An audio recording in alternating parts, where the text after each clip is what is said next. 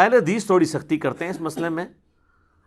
ایک ویسے ضعیف روایت بھی ہے سنن ابی داؤد کے اندر پیش کی جاتی ہے، لیکن وہ روایت کمزور ہے، کہ بلکہ اس کو یہ بھی کہا جاتا ہے موقوفاً ہے ام سلمہ سے، لیکن پھر بھی اس کی سند کمزور ہے کہ عورت جو ہے وہ نماز کی حالت میں اس کا سطر یہ ہے کہ وہ اپنے پاؤں بھی ڈھانپے اگر وہ ایک چادر میں نماز پڑھ رہی ہے. تو یہ روایت تو کمزور ہے.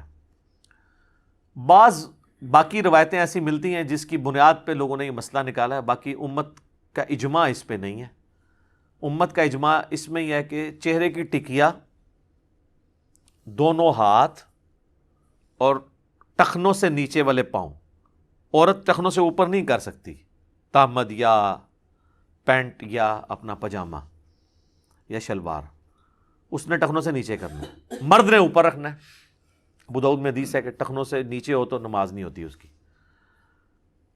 تو یہ وہ چیزیں جن کا قرآن میں سورہ النور کے اندر ذکر ہے، سورۃ الاحزاب میں، کہ یہ چیزیں وہ ہیں جو خود بخود ظاہر ہو جاتی ہیں، چہرے کی ٹکیا اور یہ اور یہ بھی اس صورت میں جب آپ محرم کی موجودگی میں نماز پڑھ رہے ہیں یا عورتوں والی سائڈ پہ نماز پڑھ رہی ہیں. اگر مردوں کے ساتھ مکس گیدرنگ والا معاملہ ہے تو اگر تو یعنی مرد جو ہیں وہ صحابہ کرام ہوں اور عورتیں پیچھے نماز پڑھتی ہوں اور صحابہ کرام مڑ مڑ کے پیچھے تو نہیں ظاہر دیکھیں گے، تو پھر وہاں پہ تو عورت چہرہ کھلا رکھ کے بھی نماز پڑھ سکتی ہے.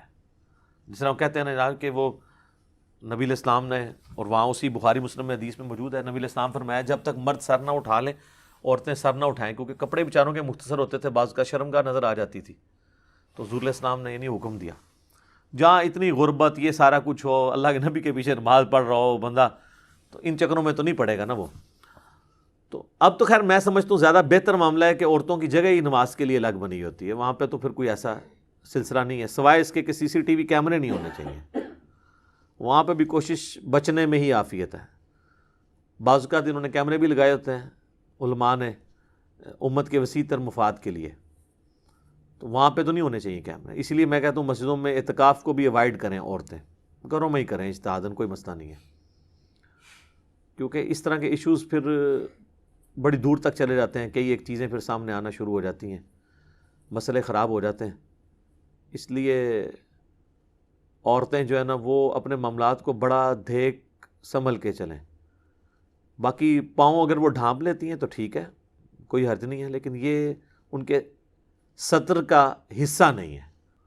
قرآن میں واضح یعنی موجود ہے کہ وہ چیزیں جن کے لیے چھپانا یعنی ایک عام حالت میں بھی یہ کھلی رہتی ہیں چیزیں. تو چہرہ جو ہے بہرحال اس میں احتیاط کرنی چاہیے اگر غیر محرم کے سامنے. اگر گھر میں ہے تو پھر آپ کوئی مسئلہ نہیں.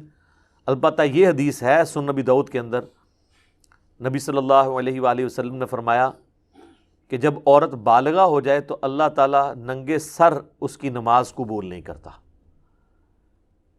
نابالغ چھوٹی بچی ہے تو وہ ننگے سر بھی نماز پڑھ سکتی ہے، بالغہ عورت ننگے سر نماز نہیں پڑھ سکتی. اور ننگے سر کا مطلب اس کا سر پورا، اس کے بال ڈھانپے ہوئے ہوں اور ایسی چادر اس کے اوپر ہو جس میں سے بالوں کی سیاہی بھی باہر نہ چمکے، کیونکہ جسم چھپایا جاتا ہے نا،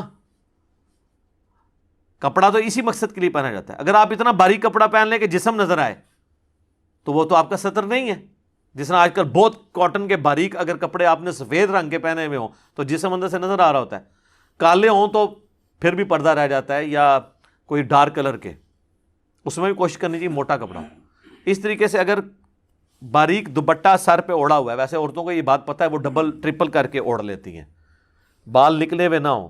بالغہ عورت ہے تو اس کی نماز قبول نہیں ہوگی اگر ننگے سر وہ نماز پڑھ رہی ہے. اچھا، اس کو مس یوز بھی کیا گیا ہمارے لوگوں نے نا، پردے کی ترغیب دلانے کے لیے. میں نے خود ایسی پوسٹیں دیکھی ہیں فیس بک پہ جن پہ لکھا ہے کہ جو عورت ننگے سر رہتی ہے اللہ اس کی نماز ہی قبول نہیں کرتا. اس کو اس رنگ میں بدل دیا، حالانکہ وہ الفاظ یہ تھے کہ جب عورت بالغہ ہو تو ننگے سر نماز قبول نہیں ہوتی، یعنی نماز کی حالت میں اس کا سر ننگا نہیں ہونا چاہیے.